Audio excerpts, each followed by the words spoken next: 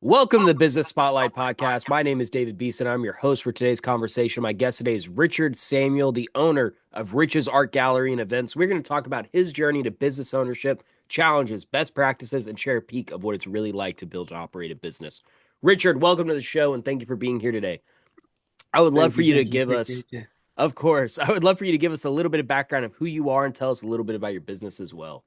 Yeah, like I said, my name's Richard Samuel. I own Rich's Art Gallery, which is here in East Austin, Texas. A little bit of background about myself. I grew up football dreams, huge NFL kid. Uh, all state here in Texas, went on to be All-American in college and went overseas, played for a long time, tore my Achilles, had to stop playing. But throughout my entire life, I'm this artist. I would leave football practice and go home and paint. And my mom had my paintings framed all around the house, and I'd be in art competitions and things like that. Um, and didn't realize that I kind of had my priorities reversed until it was time for me to really sit down and be like a full-time coach after playing. Um, I right when I retired in 2018 and was like, let me just take a break. I'll do art for a while, and then I'll get back into the football world. And I had a blast developing my art brand, like coming up with clothing brands and watercolor classes and having different shops represent my art and all that kind of stuff. It was beautiful. And I eventually accepted a coaching job to be an offensive coordinator at 32, which is, it's a good opportunity. So I took it. And most people know coaching is a 24/7 job, So I was, recruiting players, installation packages, all that good stuff. But I was miserable and I could not figure out why. And I was, I had been training myself to be this person my entire life. I didn't understand why I wasn't grateful. I didn't understand why I didn't want to get up and do what I needed to do. And then it hit me one day that, maybe football wasn't the love of my life. Maybe, I kind of had those priorities reversed. And art is what I want to do, and football's just a hobby. And with that ideology, I woke up the next day, quit my coaching job. It's crazy. I got my PPP loan a couple days after that, and I had been randomly just kind of looking at commercial spaces to start teaching watercolor classes. And the one that I found and wanted to land on, the building that we're sitting in now, was the exact amount of my PPP loan from our business. And I was like, I think this is a sign. Yeah. So I just opened it up to teach watercolor classes and decorators in art gallery. It was just this one room. And I only signed a 6-month lease because I had no clue what I was getting myself into. I didn't know if it was going to work. I didn't know if it was a real thing. I was just going off of faith, really. But when I opened it up, I started doing community things, and I found out a couple months into it that it was the only black-owned gallery in the city. This is in June 2021, so right after COVID. And I grew up around here, so there was Mitchie's, there was Reggie had her place here on the east side, and so I didn't even think about like that would be a thing. And so when I found out, I was kind of shocked, and I looked up in Texas, and there was only one other black-owned gallery that was listed that was open. And I was like, holy crap. Like, it was shocking to me. Being an art kid that had grew up seeing artists that look like me be successful, representation really matters. So like even turning to try to be a full-time artist, I knew it was possible because I saw it when I was little. And so I kind of turned my goals for this place into what I could do for the community and just opened it up to everyone. And we end up having Black Art Weekend here and Latino Art Weekend and um, Afro Tech and Black Future House. And it's crazy. This little art gallery, celebrities started walking around and it just blew up. We took the next door neighbor spot, knocked the wall, and then we took another next door neighbor, knocked the wall, and expanded. And we're just growing and thriving right now. And um, it's crazy because it's all of the purpose that I wanted to have in my life. So grateful, and it was a blind trust really, with just kind of listening to my Yeah. body, like you don't want to play football anymore, dude. Like just go do art. So, yeah, kind of little cliff note, or the small intro story to me. Yeah, man. What position did you play? I'm curious. Receiver. Receiver. Gotcha, Yeah. gotcha. Nice. I Uh, actually leave tomorrow to go to Tampa for the Flag Football World Championships. oh, that's fun. So still get it in. Yeah, yeah. You still get to enjoy it more as a hobby, like you said, right? Exactly, exactly. Do you watch a lot of football? Oh yeah, I'm obsessed. This weekend was tough for me. I'm a huge Packers fan, so Uh yeah. I'm a Texans fan. I grew up in Houston, so okay, nice, nice. my favorite year of football, I think, out of my 26 years of living, has been this year watching our defense play. So Yeah, y'all's defense is lights out right now. yeah, we'll see how far we can go, but I'm having the most fun watching football I think I've ever had. Yeah. Normally, I'm very depressed around January, so I mean, if there's a second team I cheer for is the Texans too, because I'm from Houston, so I at least have yeah. something to cheer for. Yeah, I grew up Yes. in Houston, watched Houston sports my whole life, so Astros, Texans, Right, right. Rockets, everything. So, I have to uh, blame my grandma for a Packers fan because I cheer for Houston everything but football, really. My grandma was a huge Packers fan, and she always had me watching it when I was little, and now I'm a Packers fan. So, yeah, my dad wouldn't let me watch anyone else. My dad was the kind of guy where he would like show me the Cowboys and be like, "You have to dislike hey, them." Yeah, right. you cannot like the Cowboys. Or get out, you know. Yeah, exactly. Um, so kind of like generally speaking for the audience, what is your current ownership structure like? Are you the sole founder and owner? You got outside investors, business partner? Yep, still sole owner, 100%. We do have plans for expansion, hopefully franchising in other cities with this business model, kind of unique business model that we have. But yeah, still 100% owner. I have two part-time employees that'll hopefully be full-time this year. And then I have about 13 contractors outside of that. Awesome, awesome. So, what's like a day in the life of Richard right now? Whew, it's pretty dynamic. I'm the curator here. I still teach classes here. But I have my own art brand. I have murals that I have to go up around town, graphic design, and then obviously my sports world. I still have a couple clients that I like sports train and flag football games and things like that. So a typical day, I guess if I had to pick a more dynamic one, would look like I'd get up in the morning, probably hit a workout. Then I'd have meetings, like interviews, like we're on right now. Come to the gallery, start setting up schedule for the week, because we have this week we have figure drawing, we have art history lecture, and then we have a comedy show, and then we have two rentals this weekend. So kind of making sure that we have all the staff together, um, with my event coordinator, and on a daily basis we have a coffee shop in here as well. So we'll have like a gallery assistant come in here, and we'll have a meeting for like the week or the month or whatever exhibit that we're curating, making sure that we're hitting the steps. Um, After that, I would either go home to work on my own projects or off to like flag football games, and then Yeah. probably either teaching an event or attending an art event, and then back home. That's that would be days without my daughter. When I have my 2-year-old daughter, I have her every 2 weeks. We're 2 weeks, 2 weeks on, and so then if she's here, then we have babysitters and schooling and all that good stuff. But Yeah. Yeah, no, makes yeah, sense. pretty crazy Um, schedule right now. yeah, no, definitely. So, how many hours would you say you're working in your business, so the job itself, and how many would you say you're working on the business strategy planning like each week? Oh, each week I need to put that into an actual number. I would say I work on gallery stuff probably at the minimum 5 hours a day. Hmm. Um,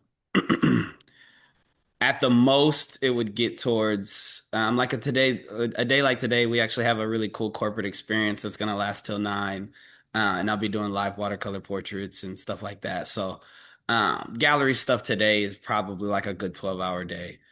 Um, but the goal is to start to phase myself out of the day to day. We're at 4.5 years, so by the time we hit 5 years, I want to be at least 85%. out of the day to day.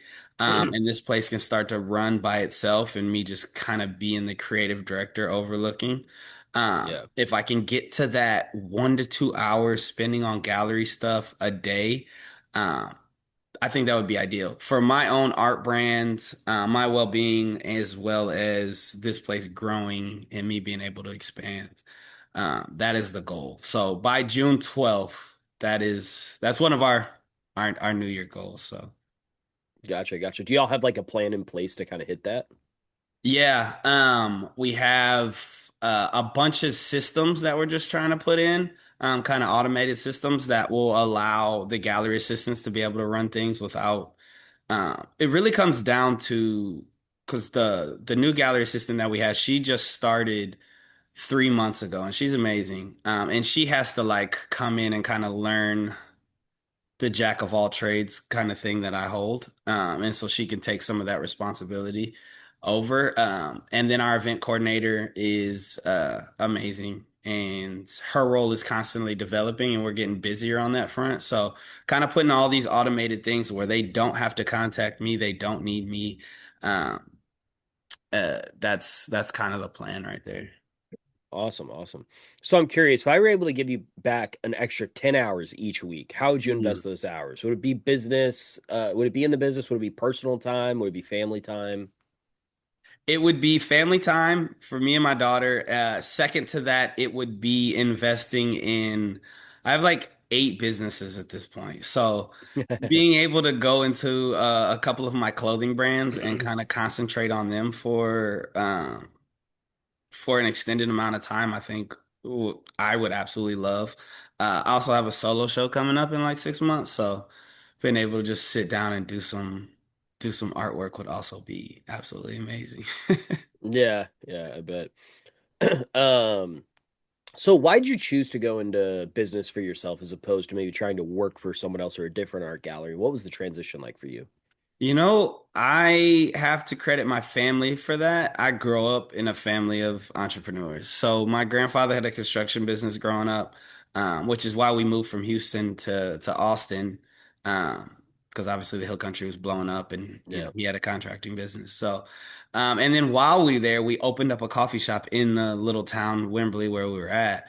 So I just constantly saw my family in business for themselves. And then my family also did a great job of exposing me to successful artists growing up. So it wasn't even like I didn't even know it was a speed bump, really. I would find out how hard it is like after the fact. People would ask me Yeah. questions like this, like what made you go into business for yourself? Why would you choose to be a full-time artist? Things like that. I'm like, I honestly I don't know any other way. Like I knew it was possible. I'm not afraid to put the work in, so just make it happen. Um, which I'm glad I did. Uh, because I found my life's greatest purpose inside of this gallery. So Yeah, no, that's awesome. Um, so what makes your business unique? I know that y'all said that y'all are the only black owned art gallery in Austin. How do you communicate what makes your business stand out against the competition? yeah, so there's a market of mid-tier event rentals and corporate experiences that thrives here in the United States. So corporate companies in general are just looking to, excuse me, corporate companies in general are looking to kind of get away from the conferences that they're at and do more intentional things like art classes and events inside of an art gallery with team building experiences and things like that. There's a shift in that market, and kind of noticed it when I first opened this place, that they were looking to have more intentional experiences instead of everyone just going to a conference room and putting stuff on a PowerPoint and things like that. So I kind of developed a couple art kind of team building experiences focused towards that, from custom shoes, watercolor, graffiti, all those good things, and kind of just started marketing them to our event rentals. Yeah. And it matched up perfect because the mid-tier event rentals in Austin is something that's really available right now too. Like the people that have enough people that they can't do it in a house or an apartment or a little building, But they don't have enough budget or people to do like distribution hall, which can fit, 1,000 people, 800 people. And so people started flocking to those event rentals for birthday parties, to experiences, all that kind of stuff. And then when we started having add-ons with these corporate experiences, they just started matching, and people would rent us for the event venue, but then also rent us for a live painter or a watercolor portraits or a graffiti experience or custom shoes, which allowed us to start getting a lot of content to promote. And then now corporate companies, when they're like searching for a team building experience or a holiday party, they type it in, we pop up on Google, and then they're able to call us, and then we keep doing these experiences. So that like mid-tier corporate world, there was some vacancy there, and it just allowed us to like blow up. And then with us having our bills paid and being able to pay artists and all of those things that like normal art galleries can't do, and don't have a budget for, now we were able to start having poetry nights, comedy nights for free and are very, very, very inexpensive. Um, and then our community footprint expanded. So then it started to create like this little like Robin Hood type of effect where we did these corporate things so we can do these intentional art exhibits as Black Art Weekends, Latino Art Weekends, and we're not depending on selling art to keep our doors open. Obviously, all of them work synergistically. So the more high profile people we have in the space, the bigger chance we have to sell art. So everything just kind of started working really synergistically. Um, and, I give a lot of credit to my family because I took a leap of faith of just believing in myself and going for what I Yeah. want. And this business plan wasn't written like this when I first started. This wasn't like I wrote this down at the 6 month mark. I wrote the foundation, the basis of what it became down. But I also wasn't afraid to pivot. And so we're this technically an art gallery, um, which is absolutely amazing, but we're also this event, corporate experiences, team building place as well. And there's not too many places that exist like that. There's a lot of them popping up now, which is great because they come here and they're inspired by it. Um, but that's what really makes us unique. Yeah, yeah, no, definitely. And I know that we talked about it beforehand before actually doing the interview, but I think y'all's location is like key too in the middle of Hmm. like right in the heart of downtown Austin, where a lot of those corporate companies are. And it's like, oh, hey, this art gallery is a 5 minute walk. So let's go Yeah. do that for a corporate experience. It's a Yeah. great location. Hmm. Location is definitely key, and that's one of the top factors. Like when we franchise, making sure that that location is accessible for other businesses. No matter what city you're in, there's going to be some type of art festival, like not even art festival, it could be music. You have South by Southwest or um, Austin Studio Tour or Afrotech comes in town. Just being accessible to those bigger festivals allows you to tap into those corporate budgets and um, gives you a lot of security. So Yeah, and like Austin, I have a film background and I'm in the film world. Austin's really grown a lot in the film scene in the last couple years. And I think 2026, we're supposed to have the most film festivals in the entire United States is going to be in Austin, Texas let's this year. go, Austin. Yeah, so we have South by, which is a film and music Hmm. festival, Yeah. Austin Film Festival, and then there's a bunch of small ones that are going to be here, like Fright Fest, which is a horror festival that's going to be in October, and a lot of Oh, I stuff. And gotta tell my family about that one. yeah. Yeah, and a lot of these festivals kind of like go to different cities, but Austin has become like a hub kind of where they're starting to go more and more Exactly. and more every year. Yeah. Um, and they always do them right in the middle of downtown Austin. So who knows, maybe that'll bring you guys some more business too. Because a lot of film Yeah. people love to go look at art. So No, 100%. And then like, those people come in town and their management, they want to do other things with them. They want to have like a, fireside chat or networking or a book signing or a script. What is it when kind of get together and kind of go over the script? I forget the yeah, name. it's like a script reading Oh, type like a thing. script, yeah. And we have rentals for those all the time as well. So like we catch the I don't even know the word of it, just kind of like the extra that comes into town. Our thing's gonna Mhm. on Peer Space or wherever it's at, ours is gonna pop up as like, yeah, come rent the gallery to do things. And Next thing you know, there's a director in here that likes a piece of art and they buy it. And then, it's a perfect world. It kind of works together. So. Yeah, yeah, exactly. So I know that you kind of just brought up peer space and stuff, but I'm curious. So what are y'all's marketing strategy y'all currently have in place? How do you reach these people?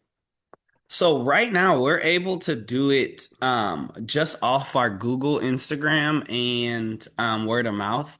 So like us being here so long and doing so many of the things that we represent in the community and culture, and it being in a transplant city where people are constantly moving and looking for community, has allowed our socials to just blow up. So right now, all together between all the social, I think we have like a community of like 30,000 people that are invested and engaging.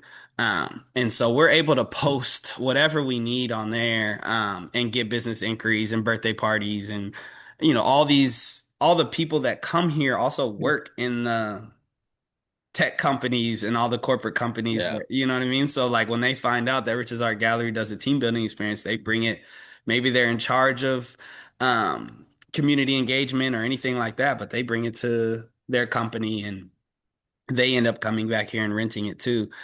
We eventually want to start getting into running more ads in a lot of different places.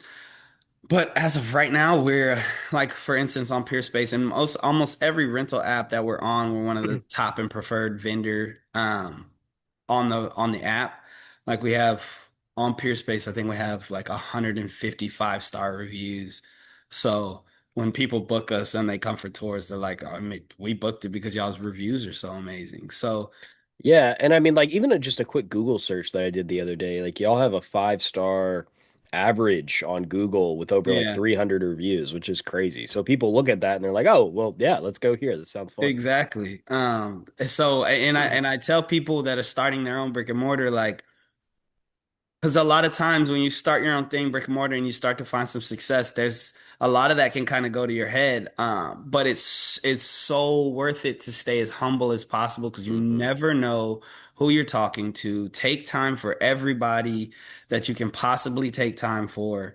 Um, yeah, because you never know who you're talking to and who you're gonna meet and who you're treating with kindness. And it's the hard route. You can throw a bunch of money at Google and Instagram and hopefully those ads have an ROI. But if invest in the people and you start to get the reviews and the respect that we do, business is so much easier. Yeah, yeah. And I know that kind of switching it up to like team building and stuff. I know that you said that you guys have two part-time employees right now, hoping to make full-time. Are y'all currently hiring anywhere else? Are y'all looking for more to expand the team in any way? Yeah, I want to hire a social media um, coordinator or director to manage. It's because we have so many events and so many experiences and so many exhibits. It's We've tried to do the part-time social media coordinator like 2 or 3 times now, and it just ends up being too much for a part-time person. And we need the budget to have a full-time social media coordinator to be able to navigate that. But I think once we have a full-time social media coordinator, we have a full-time gallery assistant and a full-time event coordinator, that's when I will be able to be outside of the day-to-day. Yeah, yeah, no, makes sense. Um, all right, yeah. Well, I think that we'll kind of go to a couple rapid fire questions if you're ready. Yeah, so What is the key to success for you?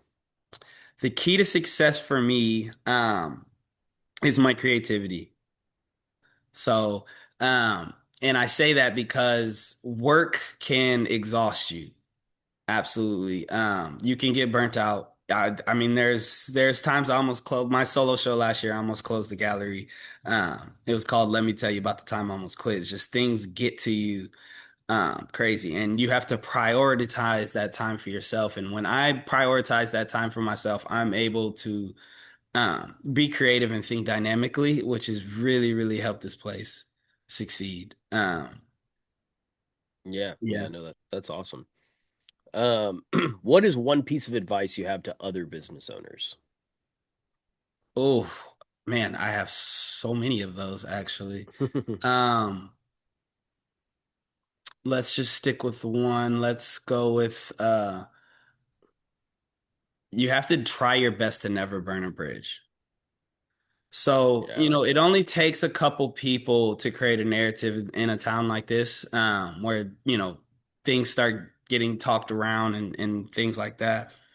We have done really, really good with no matter if we've got the short end of the stick business wise with community partners or anyone, making sure that we humble ourselves, and not burn a bridge has created a such a respect that this gallery has.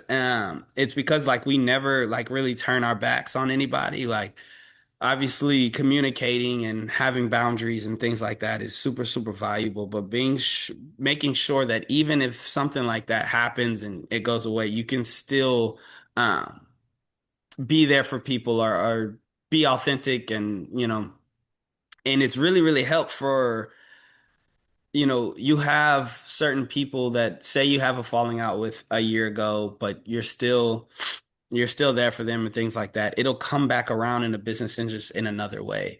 I think it's kind of hard to put in words, but I think the how strongly people feel about the gallery and how willingly they are to recommend us really comes down to never burning a bridge. Yeah. So, Yeah, no, makes sense. Yeah, I love that. I actually have a very similar mentality with a lot of the work that I do. Because I do a lot of freelancing and a lot of like working in film, marketing, social media, all that kind of stuff with just like working in advertisements a lot. And it's like you definitely don't ever want to burn a bridge because in my community, you get known as like the guy that sucks or the asshole or something like that, and very quickly you don't get jobs anymore. yeah, So it's like yeah, trying never to 100%. burn a bridge and just be nice. And yeah, Right. I couldn't agree more. And then I Um, mean, it also goes to making sure you do what you say you're gonna do. You yep. execute your visions when you have shared visions with somebody. You make sure that you don't fall. You always follow through. That all goes into that never burn a bridge. So, Agree. I agree completely, man. Um, so what is a book or podcast you're reading or listening to right now? book or podcast that I'm reading right now. I actually need to start. Um, I need to start. I haven't been reading much lately. Um, But The Lives of Famous Artists is one of my favorite books that I read over and over again. Um, it kind of goes through like every famous artist you can think of and what they did to be successful and how they lived their life. Um, I I've probably read that book like 8 times at this point. That's awesome. Yeah, I need to check it out. That sounds good. So this is kind of a fun question that I always like to ask. If you had a little bit of magic dust and you could choose one spot in your business to sprinkle it and Mm. everything would be perfect, where would it be and why? Um, Definitely accounting. Accounting. Tax, accounting, all that good, all that number stuff that every creative just despises to I deal with agree. on a daily basis. For sure. I like get anxiety when I just think about days that I need to sit down and crunch numbers. Yeah. It's such it's such a drain. But yeah, if I could just sprinkle some magic on QuickBooks and it just turned into a human that did absolutely everything for me, that would be Yeah. that would be amazing. Yeah, no, I totally understand, man. With me being like in the film world, whenever I went to film school, they quickly realized you only need to take one math class to be in film school because no one in film wants to do any type of math at all. Literally. Um, all right, well, before we get to the final question of the day, would you like to share with our audience how they can follow you guys, learn more, contact y'all?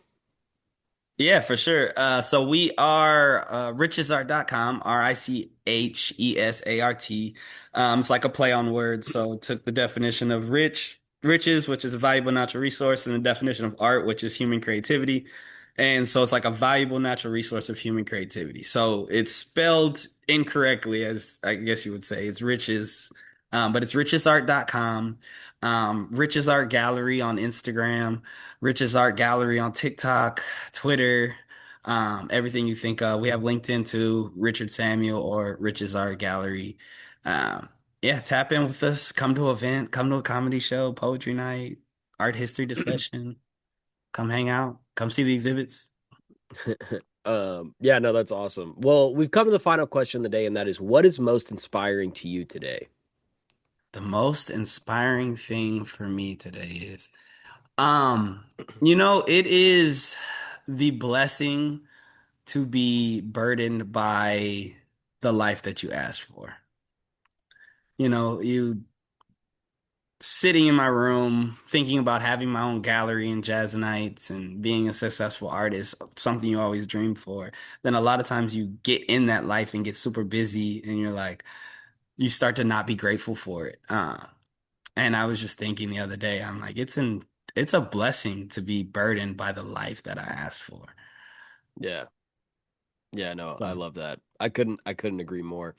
Um, but yeah, this was an amazing conversation, Rich. I really enjoyed getting to hear your story. So thank you so much for sharing. I just yeah, encourage all of you watching to save the show and come back and watch it again because Richard really did have some great insights for business. Also, don't forget to like and subscribe to our channel so we get notifications every time a new conversation drops, just like this one. Thank you to everyone who joined us today, and a special thanks to you, Richard, for being with us today. We really appreciate it. thank you too, David. Appreciate you. It's Of awesome being course. on. Yeah, and I will see you all in the next episode.